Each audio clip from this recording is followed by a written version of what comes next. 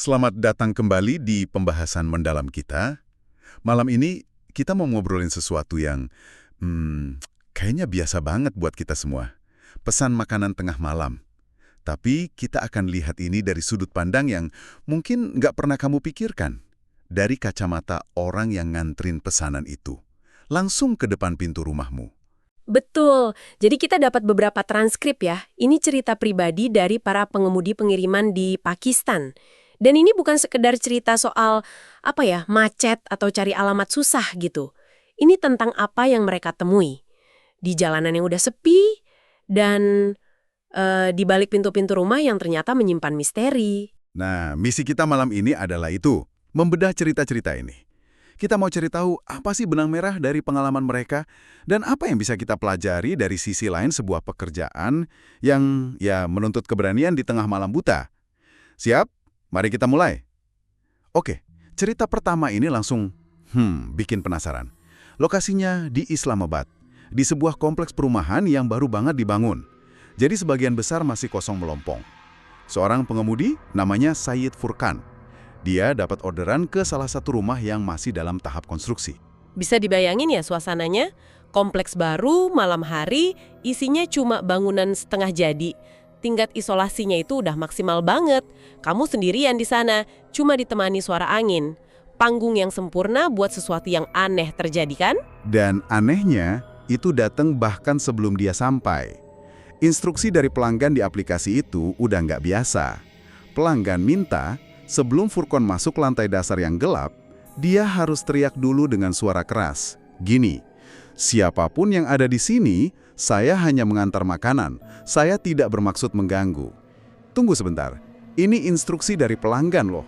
Kalau kamu yang jadi drivernya, apa yang ada di kepalamu saat itu sih? Justru itu intinya. Yang menarik di sini adalah instruksi itu sendiri. Ini bukan permintaan iseng. Ini adalah semacam pengakuan. Seolah-olah si pelanggan sama para pekerja di sana udah tahu. Dan udah bikin protokol gitu buat berurusan dengan sesuatu yang ada di rumah itu. Jadi ketakutan si Furkon ini dari awal udah divalidasi. Dia bukan berhalusinasi. Dia lagi dikasih peringatan. Bener juga. Jadi dengan perasaan campur aduk, dia lakuin persis seperti yang diinstruksikan. Pas masuk, dia langsung merasa ada yang beda. Udaranya jadi berat, dan ada perasaan kuat kalau dia lagi diawasi dari sudut-sudut gelap lantai dasar itu.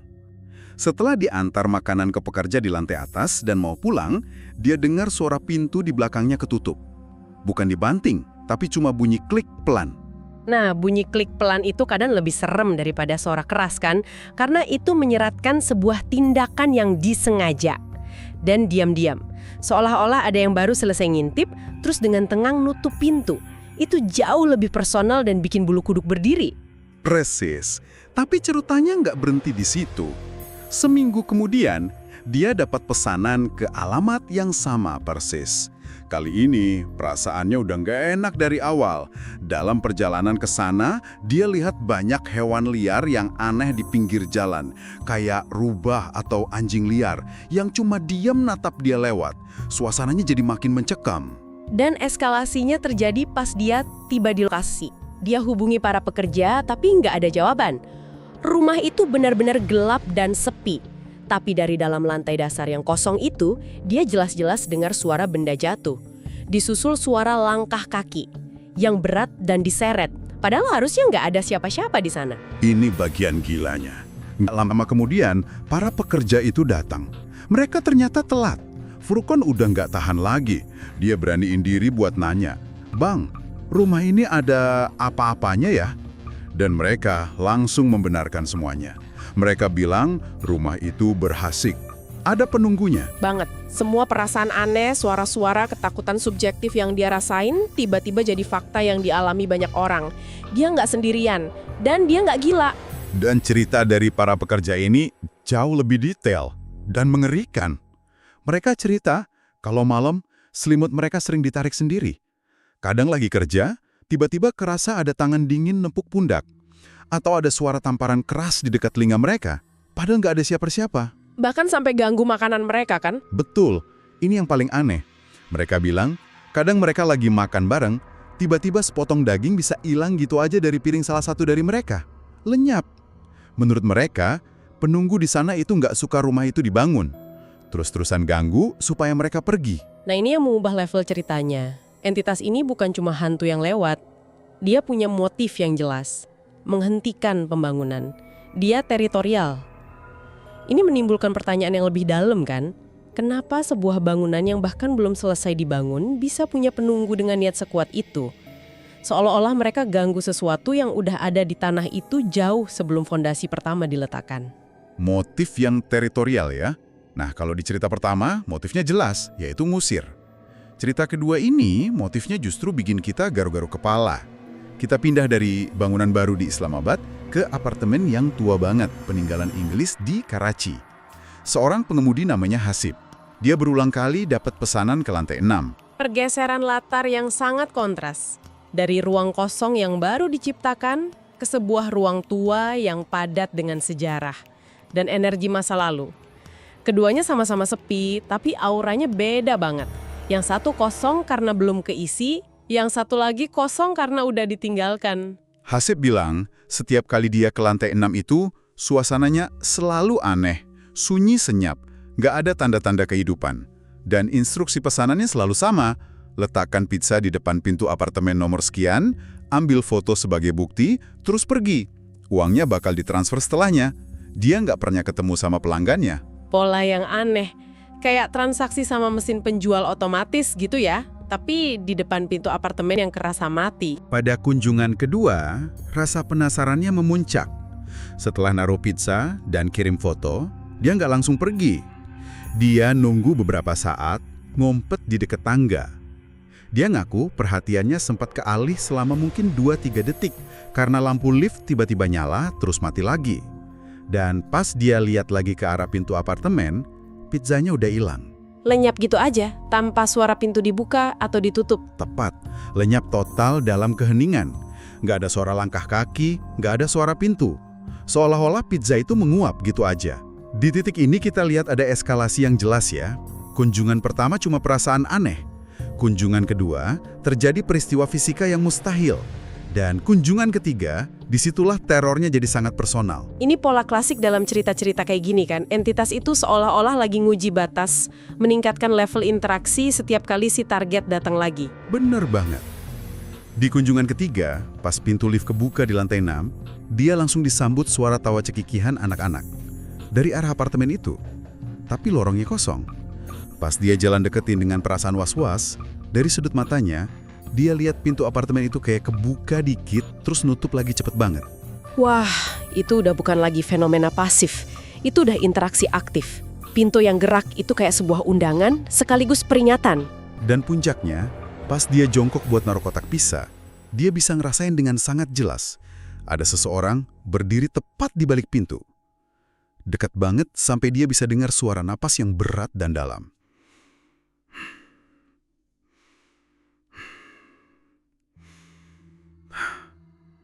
Aku nggak bisa bayangin rasanya.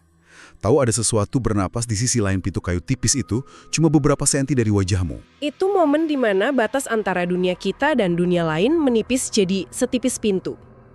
Napas itu bukti kehidupan kan? Bukti keberadaan cerdas yang lagi ngamatin dia dari jarak deket banget dan ngebiarin dia tahu kalau dia lagi diamati. Saking takutnya, dia nggak berani nunggu lift. Dia lari ke tangga darurat yang gelap gulita. Dan di tangga, dia jelas ngerasa ada yang ngikutin dia. Langkah kakinya sendiri ringan dan cepat. Tapi di belakangnya, ada suara langkah kaki lain, yang berat dan lambat. Duk, duk, duk. Pas dia hampir sampai di lantai bawah, sebuah suara berat, serak, dan sama sekali bukan suara manusia, bisik tepat di telinganya. Kau ingin tahu siapa yang tinggal di dalam kan? Lain kali datang, kau akan lihat. Itu bukan ancaman biasa, itu ancaman yang cerdas. Entitas itu tahu persis apa yang ada di pikiran Hasib, rasa penasarannya. Dan dia pakai rasa penasaran itu sebagai senjata buat neror dia. Ini mengubah apartemen itu dari sekedar tempat angker, jadi sarang kehadiran yang sadar, interaktif, dan mungkin sangat jahat. Sekaligus ini munculin pertanyaan yang paling aneh dari semua ini. Untuk apa entitas non-manusia mesen pizza? Pertanyaan yang aku nggak mau tahu jawabannya, jujur aja.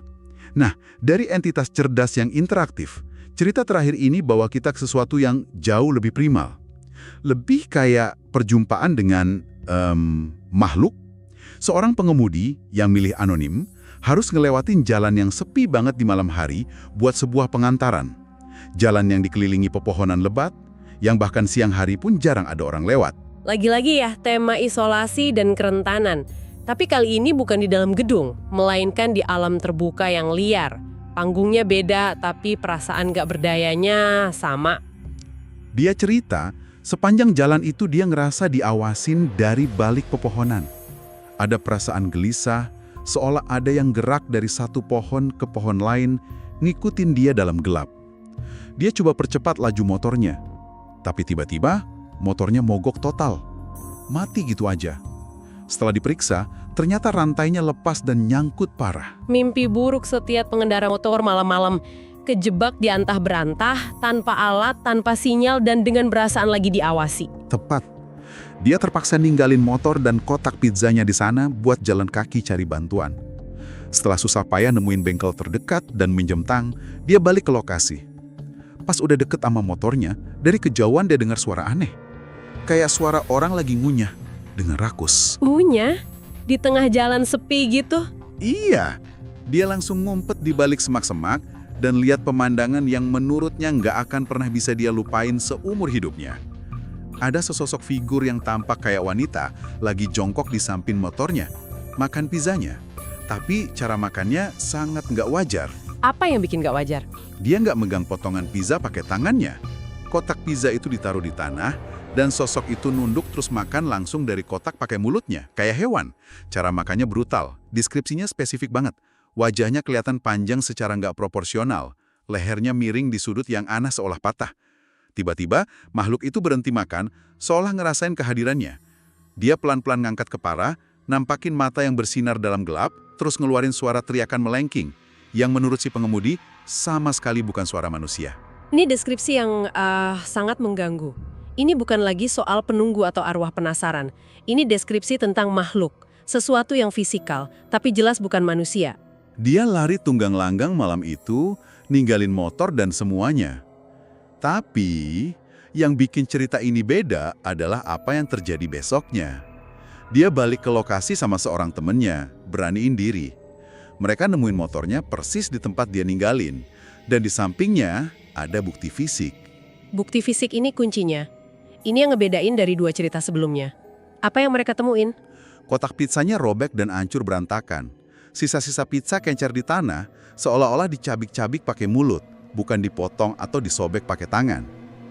Dan yang paling aneh, cuma bagian atasnya, topping, saus, dan keju yang dimakan abis. Roti dasarnya ditinggalin gitu aja, utuh. Detail itu penting banget. Cara makan yang syarat spesifik dan nggak biasa itu nguatin apa yang dia lihat malam sebelumnya kan? Ini bukan cara makan manusia yang kelaparan atau bahkan hewan liar biasa. Ini bukti sisa dari sebuah kejadian yang ganjil. Cerita ini bukan lagi sekedar pengalaman pribadi yang nggak bisa dibuktiin, tapi jadi semacam tempat kejadian perkara dengan bukti yang bisa dilihat. Jadi, kalau kita tarik benang merahnya, apa arti dari semua ini? Kita punya 3 pengemudi. 1 di bangunan baru, 1 di apartemen tua, 1 di jalanan sepi. Ceritanya beda-beda, tapi mereka semua punya satu kesamaan. Mereka berada dalam posisi yang sangat rentan. Sendirian, di malam hari, di lokasi terpencil, demi nyelesain sebuah pekerjaan. Dan ini bawa kita pada sebuah pemikiran yang lebih besar. Pekerjaan mereka yang difasilitasi teknologi modern, kayak aplikasi di ponsel, secara nggak sengaja maksa mereka masuk ke dalam ruang antara.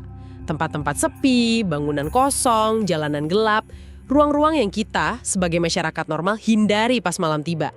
Kerentanan dan isolasi inilah yang jadi medium bagi pengalaman-pengalaman luar biasa ini terjadi. Jadi, ini bukan sekedar cerita hantu ya. Ini tentang gimana ekonomi modern kita menciptakan sebuah profesi yang tugasnya adalah jadi penjelajah malam hari, melintasi batas-batas tak terlihat yang nggak pernah kita sadari keberadaannya. Betul sekali. Ada semacam ironi di sini. Kita pakai teknologi canggih buat kenyamanan kita, tapi kenyamanan itu dibayar oleh para pekerja ini yang harus berhadapan langsung dengan sesuatu yang sangat kuno dan primordial. Mereka jadi penyusup yang nggak disengaja di alam yang beroperasi dengan aturan yang jauh lebih tua dari teknologi kita. Sebuah pengingat yang kuat bahwa di balik setiap layanan yang kita nikmati dengan mudah, ada sisi lain dari cerita itu. Sisi yang penuh risiko, keberanian, dan terkadang misteri yang gak akan pernah terpecahkan. Ini tentang ruang-ruang di sekitar kita yang kita anggap kosong, tapi mungkin hanya nunggu waktu yang tepat buat nunjukin isinya. Dan terakhir buat kamu renungkan, lain kali kamu pesan makanan larut malam dan bel pintumu bunyi, coba berhenti sejenak. Pikirkan, perjalanan seperti apa yang baru aja dilalui oleh orang di balik pintu itu. Jalanan mana yang mereka lewati. Dan cerita apa yang mungkin mereka bawa bersama pesananmu. Cerita yang nggak akan pernah kamu ketahui.